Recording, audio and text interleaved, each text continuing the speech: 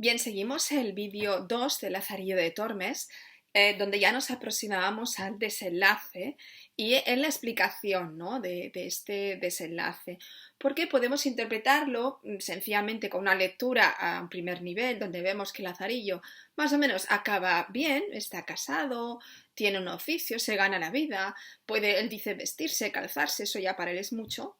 Pero también podemos ver qué está pasando alrededor de ese caso que se ha explicado al principio y realmente de qué trabaja, ¿no? Y qué relación tiene con su mujer. Y todo eso nos hace llegar a otra lectura más en profundidad. Esto, por lo tanto, es trabajar un punto que sería la intención moralizante. Aquí hay una intención moralizante y crítica, ¿no? y satírica por parte de este autor anónimo. El pícaro ha aprendido las enseñanzas, ha aprendido que tiene que espabilarse en un mundo hostil, que nadie le va a ayudar. Esto ya supone un ejemplo, ¿no? Una intención ejemplarizante. Pero en esas lecciones de la vida, son lecciones vitales que va aprendiendo y que son a base de golpes, de porrazos, también hay un proceso de desengaño. ¿Por qué? Porque él aprende lo que es falso de lo que es verdad, lo que es apariencia de lo que es realidad, lo que puede creer de lo que no puede creer. Del relato de su vida, por tanto, se desprende de estas experiencias vitales una lección sin necesidad de sermones morales, que esto es lo bonito de esta obra, divirtiendo. Nos hemos divertido con el relato de Lazarillo y sin sermonear, sin grandes reflexiones, estamos acudiendo realmente a unas enseñanzas de vida. Es decir, ejemplaridad acompañada de situaciones cómicas, que son las que más o menos cuando el pícaro va acudiendo y que mueven al lector a risa. Hemos visto amos ridículos, falsos, algunos crueles, otros con doble cara. Esta era la sociedad que había en la época. Ahora bien, también nos podemos hacer una pregunta muy interesante. ¿Ha mejorado Lázaro su condición social? ¿Realmente la ha mejorado? Entonces vayamos a profundizar un poco sobre esto. Aquí tenemos dos mentalidades que se enfrentan, la medieval y la humanista, ¿no? La del Renacimiento. Sabéis que en la época medieval todo se dividía por estamentos. Si nacías en la clase social más baja, eras el vulgo, campesinos, trabajadores. Difícilmente podías ascender en ese estamento social, en esa pirámide social, donde después vendrían los caballeros, los oradores, los bellatores y por último el rey. Ahí te ibas a quedar, abajo. No había manera de salir de esa sociedad estamental tan cerrada. Ahora bien, los humanistas del siglo XVI introducen la idea de que con el esfuerzo personal, con la virtud, con el trabajo, sí que es posible tener cierta posición social y medrar, ¿no? Que sería medrar socialmente. Así Lazarillo mismo le dice a vuestra merced: huelgo de contar a vuestra merced estas niñerías para mostrar cuánta virtud sea saber los hombres subir siendo bajos y dejarse bajar siendo altos cuanto vicio. Es decir, que también se puede bajar. Él cree que ha alcanzado un trabajo, calzado, ropa. Recordemos la primera vez que consigue calzarse, ¿no? O vestirse. Una esposa, por tanto, esto es un estatus social. Pero fijémonos en qué trabajo tiene. Es pregonero de vinos en Toledo. El ser pregonero de vinos, fijaos que alude, hace que sea esta estructura cíclica, porque el ciego, dicho, bien te gusta el vino, algo en tu vida va a tener relación con tu vino o te vas a ganar la vida de algún modo con el vino y luego efectivamente acabas siendo pregonero de vinos. O sea que esto, ¿veis? Aquí hay una profecía por parte del ciego. Este trabajo era de los peores considerados socialmente. No es un trabajo que nadie quisiera hacer. Por lo tanto, el trabajo estaría en la misma escala de valor que su padre, que era un ladrón. Sigue siendo de clase social baja. Por otro lado, la mujer resulta que le engaña, que le está poniendo los cuernos. El caso es que él tiene que aceptar que tragar esa situación si quiere realmente seguir bajo, ¿no?, la tutela del arcipreste de San Salvador. Fijaos, su amo es el arcipreste de San Salvador y es él el que ha dicho, bueno, vamos a buscarle a Lazarillo una posición social, que será casarla con mi criada, y con esa criada está teniendo relaciones sexuales. Por lo tanto, Lazarillo es un cornudo. Pero él tiene que aceptar esa situación y además darla por buena, hacer de tripas corazón, no verlo, no tener ojos, si quiere seguir teniendo esa posición social. Es más, si todo esto sale a la luz, tanto sería, primero él perdería todo, pero también el arcipreste también sería penado, porque eso no quiere decir que no fuera un delito el hecho de que no lo cometieran, por tanto tampoco interesa destapar todos estos trapos sucios, pero todo eso está ahí.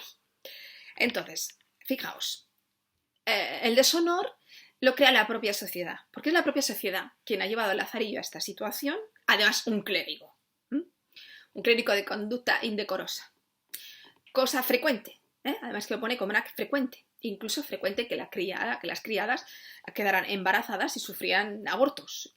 Creo además que se dice en Lazarillo que esta criada ya ha tenido también algún aborto. Por lo tanto, sociedad tolerante con los vicios y defectos del clero y de los poderosos, mientras que el pobre Lazarillo tiene que acatar toda esa situación degradante. Es una degradación moral, estatus social o degradación moral, ¿veis? Esto entronca con las ideas erasmistas en el sentido de esta crítica, esta sátira al clero, que permite eso, ¿no? Dice, ahora es un hombre de bien entre comillas, ¿eh? Aquí hay una profunda ironía, porque hombre de bien, o arrimarse a los buenos, es aceptar esta propia degradación moral. Fijaos que os leo, por tanto, este final, porque es absolutamente importante, ¿no? Y maravilloso. C. Lázaro de Tormes, quien ha de mirar a dichos de malas lenguas, nunca medrará. Le dicen, le aconsejan. Digo esto porque no me maravillaría alguno viendo entrar en mi casa tu mujer y salir de ella. Esto se lo dice el arcipreste. Ella entra muy a tu honra y suya, y esto te lo prometo. Por tanto, no mires a lo que pueden decir, sino a lo que te toca, digo, a tu provecho. Señor, le dije, yo determiné de arrimarme a los buenos. Verdad es que algunos de mis amigos me han dicho algo de eso, y aun por más de 3 veces me han certificado que antes que conmigo casase había parido 3 veces. Hablando con reverencia de vuestra merced, porque está ella delante. Entonces mi mujer echó juramentos sobre sí, que yo pensé la casa se hundiera con nosotros, y después tomóse a llorar y a echar maldiciones sobre quien conmigo la había casado, en tal manera que quisiera ser muerto antes que se me hubiera soltado aquella palabra de la boca.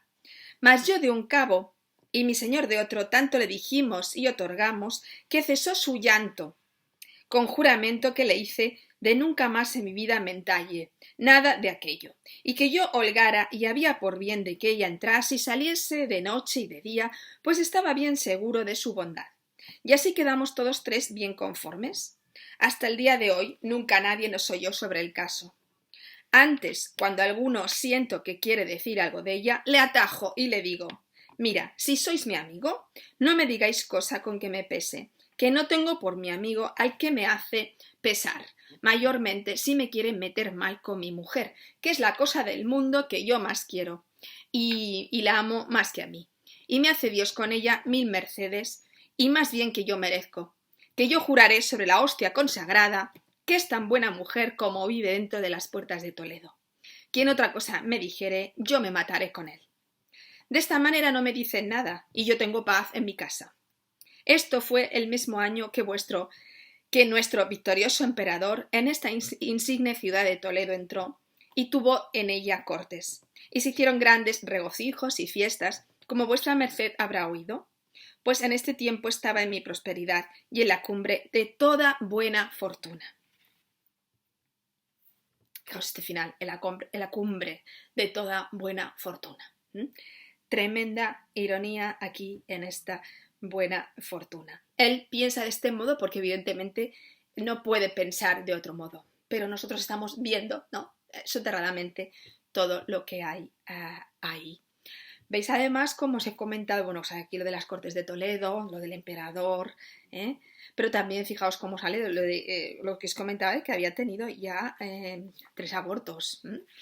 Es decir, que todo esto es el ascenso social al que puede ascender el Lazarillo, al que puede llegar Lazarillo. Es decir, novela de risa, pero de triste humor, ¿no? De pena también, y de realismo, de documento social enorme, como hemos visto en La Celestina o en El Quijote. Otro punto que quizá os puede resultar un poquito más difícil, cansado, pero no puedo dejar de mencionar algo de la lengua y del estilo. Para resumir, corriente realista, fuerte verosimilitud, y para ello que tiene que retratar gran variedad de voces, es decir, polifonía. O sea, personajes que hablan desde el que habla un nivel social hasta que habla otro nivel social. Por ejemplo, Lazarillo con un lenguaje coloquial donde domina pues, los polisíndetons, las construcciones de gerundios, por ejemplo, paranomasias, hiperbátons, ¿no? Estos desórdenes sintácticos. Una cosa interesante que son los anacolutos, que es cuando coloquialmente hablamos con una construcción sintáctica que es inconsecuente, ¿no? Por ejemplo, yo que aquello vi, juntóseme el cielo con la tierra. Yo que aquello vi, juntóseme el cielo con la tierra. No puedes decir yo que aquello vi, ¿no? Entonces, por lo tanto, bueno, una serie de cosas del tipo... porque esto sería a mí se me juntó, ¿no? Bueno, del tipo también, por ejemplo, que os podría decir por la ironía, los dobles sentidos, la abundancia de diálogos típicos del habla coloquial, el afán de síntesis, es decir, no hay grandes descripciones, sino que es todo bastante brevedad, economía verbal, esto a veces también hace frecuentes elipsis. Bueno, hay muchísimos recursos, pero tampoco creo que detenidamente tengáis que hacer un análisis tan exhaustivo, ¿no? Sí, más bien yo creo que os quedéis con esta idea de la sátira anticlerical, la corriente realista, la introducción de esta novela picaresca del pícaro, que ahora es el antihéroe y asistimos a todas sus vivencias, estas enseñanzas vitales, y esta vuestra merced que hay detrás, que seguramente sería alguien por encima de este arcipreste de San Salvador, que es el que quiere saber. Pero todo esto es ficticio, también sería erróneo relacionar al autor del Lazarillo con el relato, con el pícaro. Es una autobiografía ficticia, aunque no cabe duda que detrás de este autor anónimo pues está poniendo seguramente también muchas cosas de lo que él había visto en su época y de lo que él vivía, porque retrata su sociedad. Es una gran novela, El Lazarillo. Así que espero que la hayáis disfrutado y la leáis bien a fondo y os vaya muy bien si os examináis de ella. Muchas gracias.